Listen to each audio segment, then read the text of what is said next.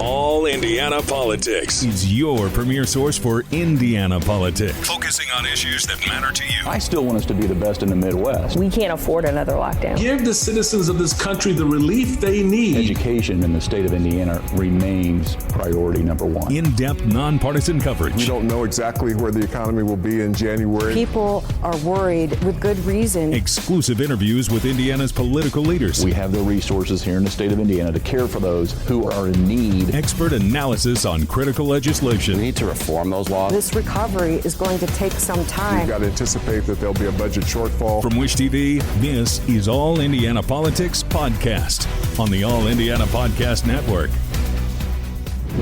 Good morning and welcome to All Indiana Politics. I'm Garrett Bergquist. A provision in the federal budget bill would prohibit the states from enforcing any regulations on AI for 10 years. That's upset some state lawmakers across the country, including here in Indiana.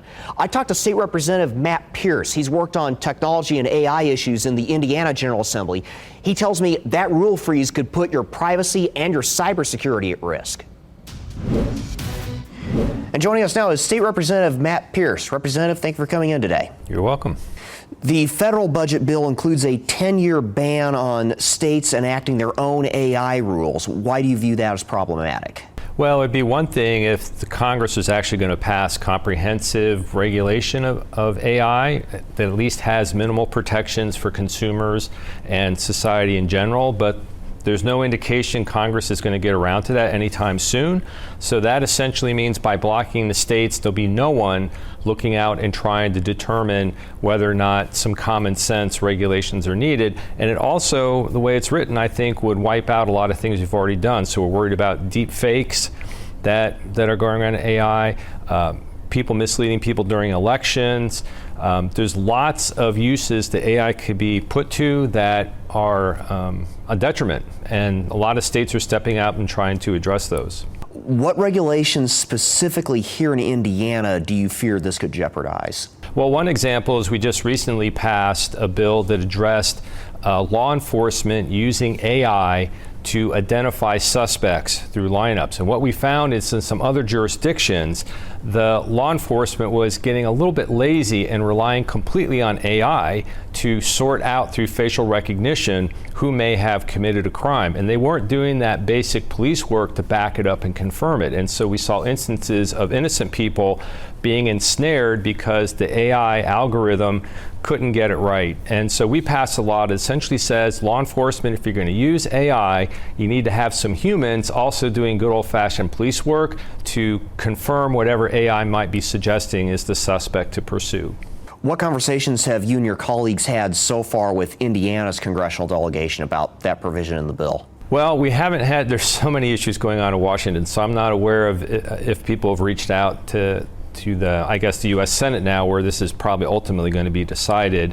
The problem is you have this massive federal budget bill. There's all kinds of issues that concern legislators in it. And then you have this one little piece that says there's this 10-year moratorium in any enforcement of state laws concerning AI. And so you have to wonder how many legislators even have become aware that this is something that's out there as a possibility. What do you make of the argument that leaving it up to the states will just result in a patchwork of regulations? Well, I think there's some truth to that. I mean, if we had one good, strong federal regulation that protected consumers and addressed the potential downsides of artificial intelligence, then I think you can make an argument for preempting the states and having one national level law. But if we look at, for example, privacy legislation, Congress has not been able in the last decade to address any comprehensive privacy protection. So it's had to be the states who step up. And if we did not have states stepping up, there would be no privacy protections at all for anyone in America. And so I think if Congress is going to want to prohibit states from operating in a particular area of the law, then they have an obligation to step up and do it themselves and have that national comprehensive law. Right now with the state level regulations, how much commonality is there across the states? Like, for example, when you were working on AI legislation, how much discussion was there with your counterparts in other states? You know, the truth is the laws are pretty similar. So California was kind of the first out of the box, but there's some of Virginia was kind of early too. And so I think what Indiana tended to do was look at what other states had done. And I think it took the template from a bunch of other states in the way they had done it and just applied that. So the truth is, I think that tech companies that are looking at all these different states that have privacy laws, trying to figure out how do we deal with that. In most cases, the laws are very similar. So I don't think it's very difficult. There are a few, states that are maybe a little more aggressive than others, but I think for the most part, we haven't really heard from the tech industry lately that, we can't operate because we have this horrible patchwork of laws throughout the country. Based on the conversations you've had, what would the ideal set of AI regulations look like at the federal level? Well, I think that it could at least address the most immediate things that we're seeing, things like deepfakes. I mentioned the issue of law enforcement potentially using AI. So I think there's specific kind of negative things we're beginning to see emerge that could be addressed. But I think that on a broader context, you want to create kind of a system of ethics for AI, or kind of some guardrails, and require companies as they're beginning to roll things out to be thinking about what are, I need to test this AI algorithm, this system I've created, and think about what are the potential negative aspects of that. So in a lot of ways, to me, I think that artificial intelligence is a lot like pharmaceutical drugs, right? So drugs can be tremendously helpful in curing disease and treating symptoms, but they can also have side effects. Sometimes they can do more harm than good. And so we have a Food and Drug Administration that makes those drug companies go through the tests, see what are the positives and negatives, and ultimately experts in that area decide whether that drug is safe and effective and can be marketed. And I think that maybe at the end of the day, you're going to need some system similar to that, where at a minimum, you're telling the individual companies to go through a process to make sure that what you're using is safe and effective. Senator Todd Young and I have spoken on this topic several times, and he's said that he believes that a lot of the existing federal laws can easily be extended to AI, such as laws dealing with child pornography, that sort of thing. Based on your own legislative experience, do you agree with that? I don't think in every instance. And so, for example, it's situations where, high schools are creating deep fakes where you have, their classmates being portrayed in sexual situations. And we looked at that and we didn't really see particular law that would apply. Now, it's true that if you're portraying someone under the age of 18, it could be considered child pornography. But on the other hand, if it's not using real people, so AI is kind of a fake image, then you have an additional layer where you have to prove that the deep fake is also obscene. And that's very difficult to do. That's a very long multi-part test to get through. So I think that while yes, there are laws out there that can apply to particular instances, I think that you need more of a comprehensive approach in the end. And that does lead me into my next question. South Dakota Senator Mike Rounds has said that looking at this, he thinks this could be an interstate commerce clause issue, and that's something that's reserved for the federal government. So do you see this as potentially a situation where, in this case, with the lack of action at the federal level, the 10th Amendment would override that? Now, I think that when it comes to the Commerce Clause, as long as states are treating out-of-state companies the same way they would treat in-state companies, I don't think you really have a Commerce Clause problem there, particularly when the federal government is not regulating. If you had some comprehensive federal regulations, then okay, maybe you have some implications that you have to look at there. But I think as long as states are treating everyone fairly, the point of the Commerce Clause is you don't want states trying to give their own hometown businesses an advantage over out-of-state companies. And so I'm not that concerned about it. Privacy is really a similar kind of issue. We've had lots of states adopt privacy laws, and we haven't seen any of those overturned on a Commerce Clause argument.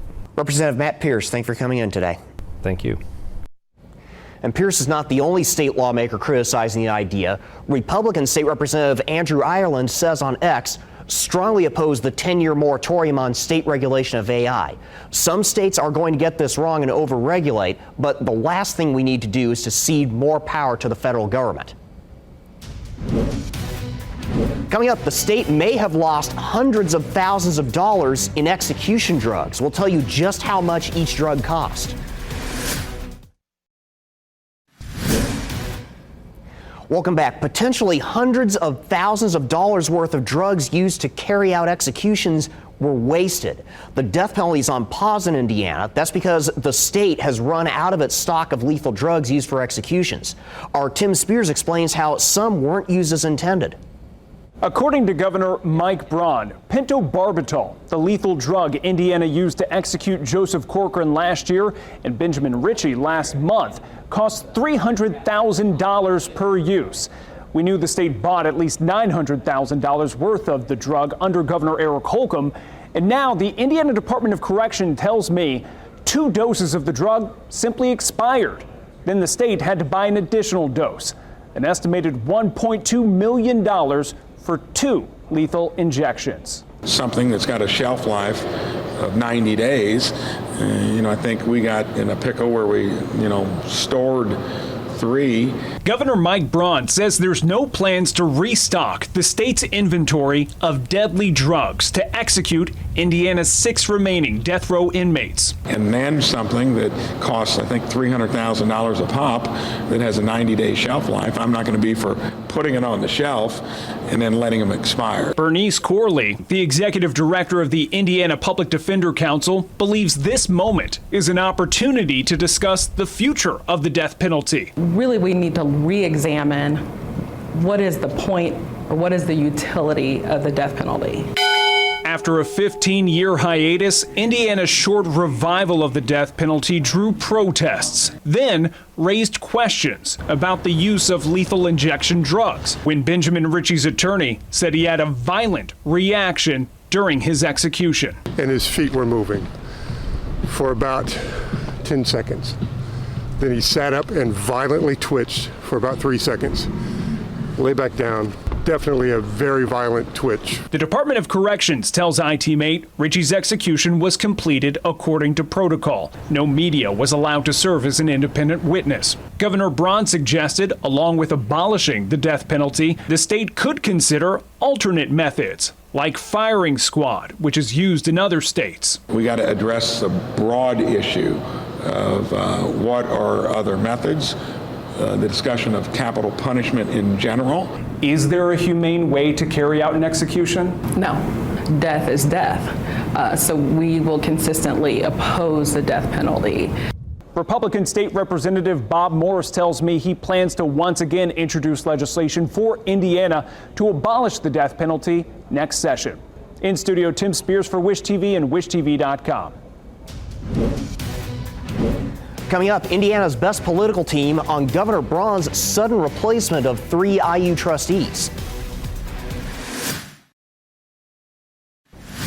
Welcome back to All Indiana Politics as we welcome in 2 members of Indiana's best political team, Democrat Lindsay Haake and Republican Bartlett. Thank you both for coming in today. Thank you. So we heard some interesting comments from Governor Mike Braun in that last segment regarding Indiana's death penalty. Allie, does this suggest that we might see a push next session either to repeal the death penalty or to add additional methods? Yeah, I think it will be interesting to see where he takes things. Obviously, this, like you said, will be a decision to be made by the legislature. But at the end of the day, look, Mike Braun is a businessman, as we know, and he's really looking at this from an ROI perspective. Like, that's an expensive drug with a very short shelf life.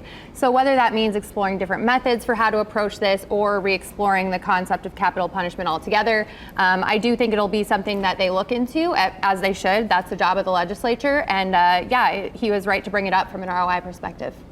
Lindsay, realistically, how much appetite is there in the General Assembly to make any changes to the death penalty? Well, this would not, if we were to discuss this in the 2026 legislative session, this would not be the first time that legislation regarding end-of-life care or even all of the criminal elements to the side of the conversation regarding law enforcement and how we carry out the justice system. That is not a new thing. You know, I know Representative Pierce, who we heard from in the A block, also has filed legislation regarding end of care and end of life care. I know that's different than what we're dealing with here in this scenario, but you know, to Allie's point, I think it's really important that we, first of all, we remember that the media is not allowed to watch these in Indiana. That's a problem. With sunlight comes accountability and a process to make sure that we're making sure that this is a humane way to carry out our law enforcement measures and justice. Now, it's worth noting that the only other state that explicitly does not allow media is Wyoming, and they don't have anyone on death row right now. Yeah, so this is an important topic. I absolutely expect it to be discussed next year, and if it's not, I'll be pretty disappointed.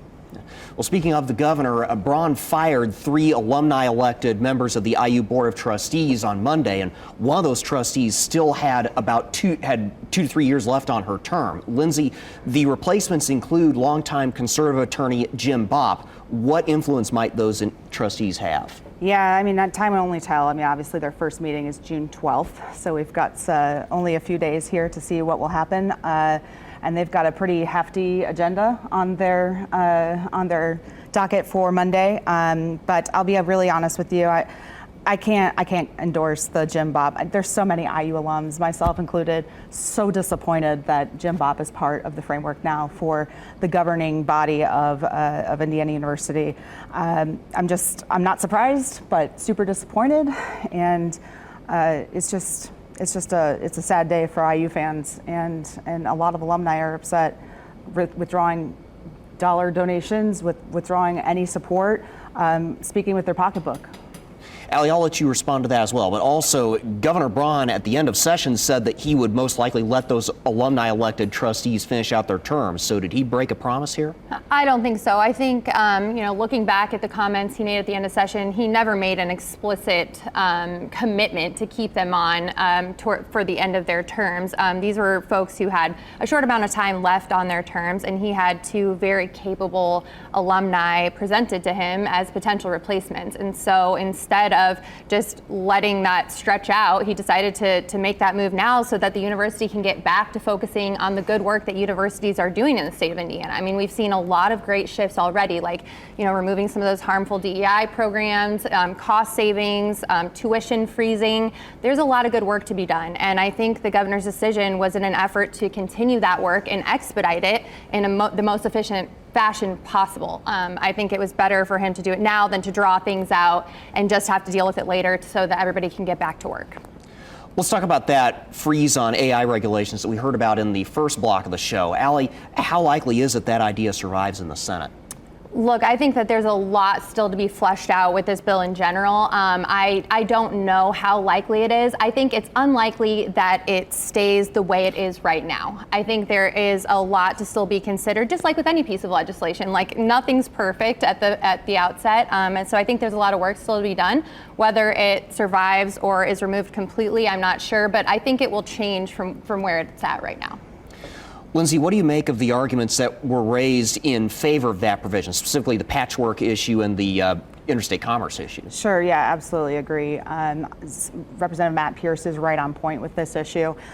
He is one of the, frankly, he's been one of the longest serving legislators dealing with this issue in a variety of committees at the State House ever since this became a topic in about, I think it was 2018-19 that it was first discussed. And so this is a voice that's critical to listen to. And the point is very well taken regarding the privacy concerns. That is what, but also I can't say I disagree with Representative Ireland as well, because, a heavy hand on this issue and barring states from having any type of implementation ability for any type of regulation is, and I'll also point out, I appreciate his comments, but I would like him to govern that way as well, because I know that he's supported a lot of, he's upended a lot of local policy as well with these same reasons behind him, but in his argument. But I'll be honest with you, it's a heavy hand that limits state regulation, and it will really, really curb any ability for our legislature to protect Hoosiers and have any type of consumer-friendly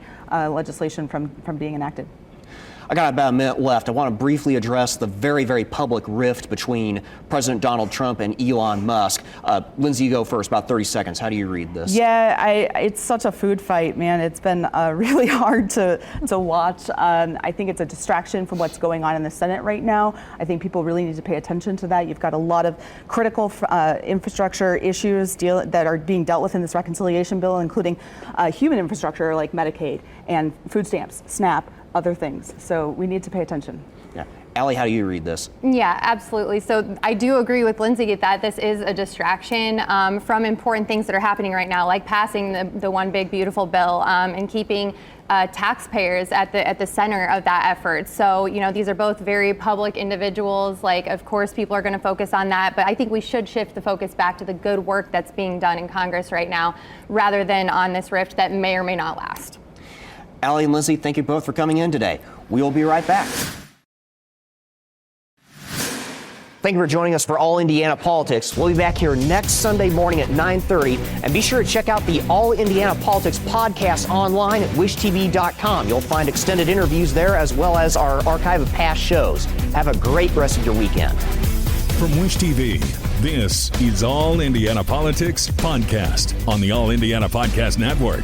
Watch All Indiana Politics live Sunday mornings at 9:30 on Wish TV and at wishtv.com. Subscribe to this podcast and listen weekly here on the All Indiana Podcast Network. And be sure to discover even more great podcasts at allindianapodcastnetwork.com.